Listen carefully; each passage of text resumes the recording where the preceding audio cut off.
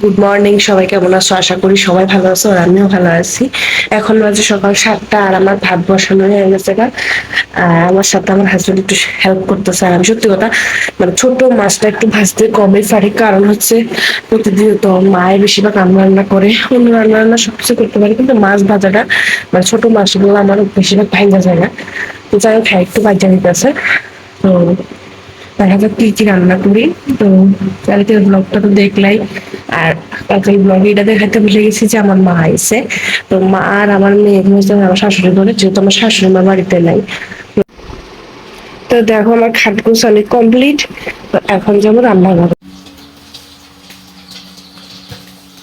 তো আমার ভাত নামানো শেষ, মাছের তরকারি নামাইলাম। কি রে, খোলা খোলাইতেছে এখন থেকে। মাছের তরকারি নামাইলাম, এখন বাসকুল ধোয়াইছি, বাসকুলে কাটলে হয়েছিল শুকিয়ে, বাসকুল ধোয়াইতেছে আর কাটলে গেছে গেলে সিদ্ধ হইতেছে। তো দাঁড়া, তোমার মাছের তরকারি দেখাই।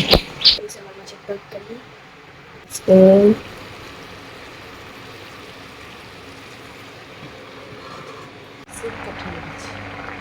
আমি একবার শোল্ডার লাগিয়ে তোমরা তো দেখাই এনেছি, এখন ঘরটার নিচে স্নান টান করে বুঝে দিবি।